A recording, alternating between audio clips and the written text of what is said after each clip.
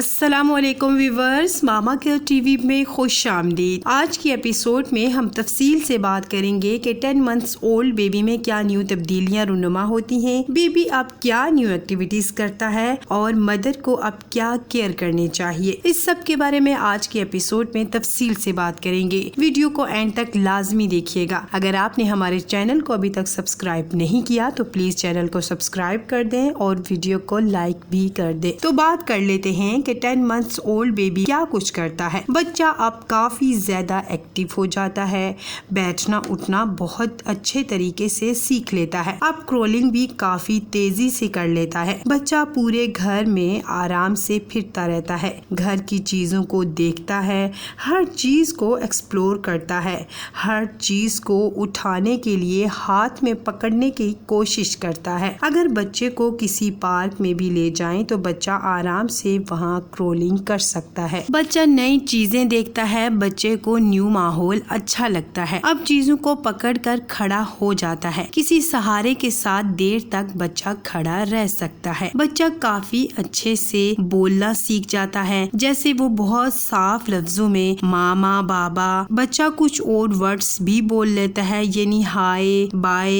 या अगर आप बच्चे को नो सिखा दें, यस सिखा दें तो बच्चा ये छोटे छोटे लफ्जों को बोलना शुरू कर देता है। बच्चा घर में रहने वाले तमाम फर्द को अच्छे से पहचानता है, यानी उसे पता होता है कि मामा बाबा भाई बहन कौन है। अगर आप उससे पूछेंगे कि मामा कहाँ है तो वो मामा के पास जाकर बताता है, क्योंकि बच्चा अभी प्रॉपरली लफ्जों को बोल नहीं सकता, इशारों में हर बात का रिस्पॉन्स करता है। बच्चा अब फीड कम लेता है और लिक्विड या फिर सॉलिड जो भी आप उसे दें बच्चा खाना पसंद करता है। 10 मंथ्स ओल्ड बेबी ओवरनाइट सोता है और दिन में 2 बार नैप लेता है। रात को बस 1 या 2 बार दूध के लिए जागता है, अदरवाइज पूरी रात बच्चा आराम से सोया रहता है। कुछ बच्चों के इस स्टेज पर 4 दांत भी निकल जाते हैं। 10 मंथ्स के बेबी के बोन्स और मसल्स काफी स्ट्रॉन्ग हो जाते हैं। इस स्टेज पर अगर आप बच्चे को उसके नाम से बुलाएं तो बच्चे को मालूम होता है कि कोई उसे बुला रहा है, जिस पर बेबी रिस्पॉन्स करता है, यानी उसे अपने नाम का पता होता है। बेबी अब अपनी चीजों को पहचानता है, उसे अपने टॉयज का पता होता है। अगर आप बेबी से उसका टॉय ले लें तो उस पर बच्चा रोता है और वही टॉय अगर उसे वापस दे दें तो बच्चा उस पर खुश हो जाता है। अब कुछ बात कर लेते हैं कि वो क्या चीजें हैं जो अगर जाहिर नहीं होती तो आपको लाजमी डॉक्टर से रुजू करनी चाहिए। अगर आपका बच्चा 10 मंथ्स का हो गया है और वो कोई भी आवाज नहीं निकालता, यानी वो छोटे छोटे लफ्जों को जैसे कि मामा बाबा या हाय बाय